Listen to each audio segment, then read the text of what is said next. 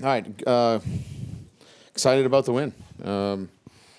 Moves us to a bye week and gives us a chance to, kind of regroup. And, we had a tough week. Our guys were in midterms this week, and they could use a few days to kind of regroup and get ready for the next 5 games, which are going to be really difficult ones. But proud of our guys. Their grit, hung in there, and found a way to win.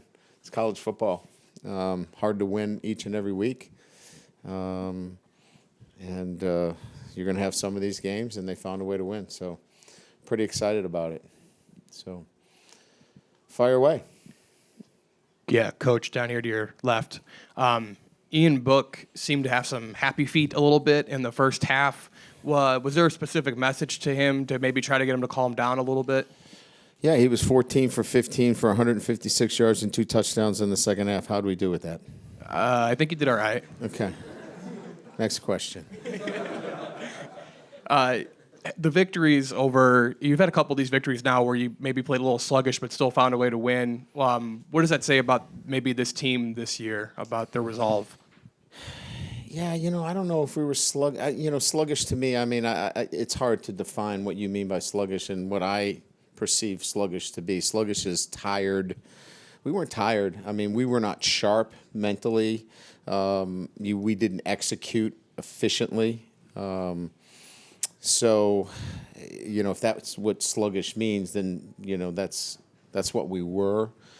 They weren't at their best, and Pittsburgh played well. I mean, they did a great job. We had 1 possession in the first quarter. They played exactly the way they needed to play to keep this game in the manner that they did, and we still found a way, giving up a kickoff return for a touchdown, throwing 2 picks and not scoring touchdowns in the red zone.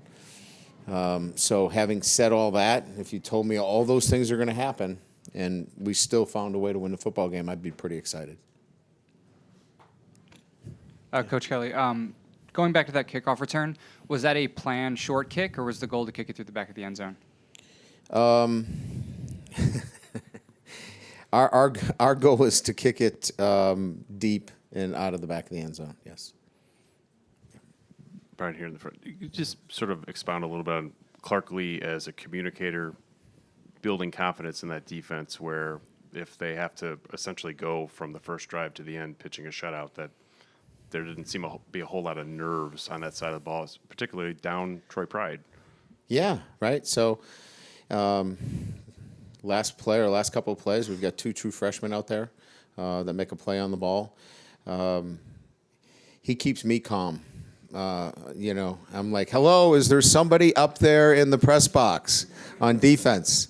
That's Clark. He just has a steady sense about him. He's calling defenses and putting our kids in good position. And then the thing for me where I was a little concerned is when you have your coordinator in the box, what he's thinking in the communication down onto the field, and that's gone really well.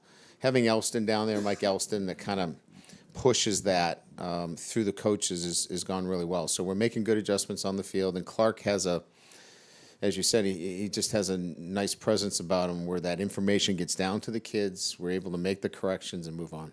And your pass rush, just sort of in general, that's been a consistent presence week after week after week. When you have that, is that something that you can have faith in over a 12-game schedule? Some things will be up and down, but if you have a good pass rush, that's going to carry over week after week. Yeah, I was talking to Jack Swarbrick, our athletic director, a little bit about this.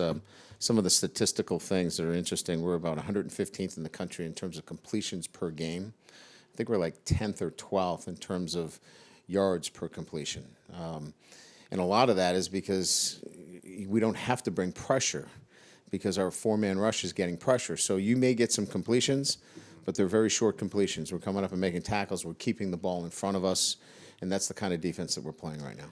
During the week, I asked you about Ian and just sort of, is he sort of game plan proof a little bit? And you mentioned sort of it's the understanding pressures, it's the understanding drop bait. Is that what success Pittsburgh had? Was it more that element?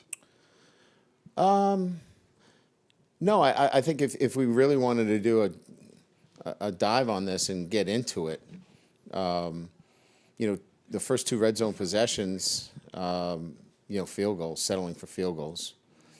He had Miles Boykin on a touchdown. He gets his hand jarred, for a touchdown. Excuse me. His pocket awareness was not great in the first half. Had a nice conversation with him in the second half. He settled down nicely. But I think this is just maturation, seeing things, feeling them. And then, as I mentioned, had a great second half. I mean, if you take away a couple of things, I think he had one incompletion. And if we can work on his sliding skills to get to 10 full yards, he's flawless in the second half. Brian, Julian Okoro was credited with 7 quarterback hurries. Some of our good statisticians on the beat had him for 12. Can you evaluate his game, what he means to that pass rush, and why you gave him the game ball? Well, that's a good observation. He harasses the quarterback more so than, I think we were even talking about this earlier in the week in terms of, quarterback sacks versus hurries. He gets quarterbacks uncomfortable. They move their feet, they change their launch point, their eyes drop, things just make them uncomfortable. But if you look at his overall game, I think the play that he made on third down, where he gets the back coming out of the backfield for a 5-yard loss, tells you a little bit more about his overall game, his ability to drop out of coverage and make a play like that on a running back. He's a pretty special player. So he does a lot of the things that sometimes don't show up on the stat sheet, per se, nationally, but he's one dynamic player. On offense, was what Pitt was doing defensively just made it not worth proving your point that you could run on them when you had to, or what? It was tough sledding. I mean, they had the 7th player that was so tight to the box. You saw what we did in the second half. Chase Claypool was wide open every single time we wanted to throw the slant to him. He was so tainted in the box, and we were a little stubborn. We should have thrown the ball a little bit more. This should have maybe been a 45 to 50 times throwing the football. It was that stark in terms of the pressure that they were putting on the running game today. And we want to try to stay balanced. We want to try to stay true to who we are. Today was they weren't going to allow that to happen. In the fourth down that you didn't end up going for it, where you ended up punting, how close were you to going for that fourth down there? Well, I'd like to say that I forced them to take a timeout because I was going to go for it. I was. Our analytics tells us to go for it, so I'll get a note from our analytics people on Monday telling me that I was incorrect and I should have gone for it. The sense I had in the game, however, was that they weren't going to go 80 yards on us, so I was not going to give our defense a short field to operate, so I went against our mathematicians in that situation. And that's why I went for 2 as well. The analytics provided us the information that said to go for 2 in that situation. Brian, right in front. Pittsburgh's fake punt right in fourth down. What's your conversation with Brian Polian where it seemed like they might not be punting in that situation? Do you guys have a conversation? Yeah, it's, let's be prepared for it. We have a team we call Magic that we put out there that is set for fake punts and offensive sets. So it's a group that is set just for that. So it's prepared for fakes. So is that team, when they are in that realm or in that range of the field and it's 4.5 minutes left, they were the one that was, it's different than your regular punt return unit, obviously, save for Fink. Yeah, there's a couple of units that we have.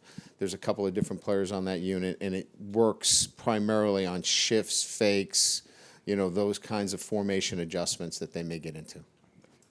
I had another pass rush question for you. It seems like a lot of their success is based on the collective group there. What about their skill sets mesh together so well, and does that make this group sort of unique and good lines you've had in the past?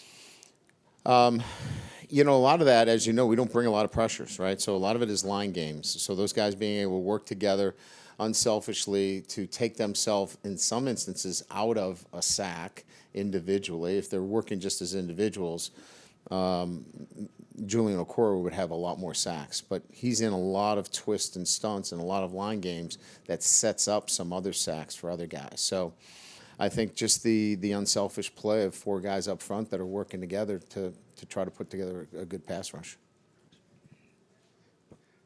Coach, over to your left. Yeah. The first 3 or 4 games of the season, the offense would come out, first possession, score a touchdown, defense comes out, and they would, hold the team and not score. The last couple weeks, you guys have faced a little bit of adversity in those areas. Can you talk about how the adversity is going to help this team down the road?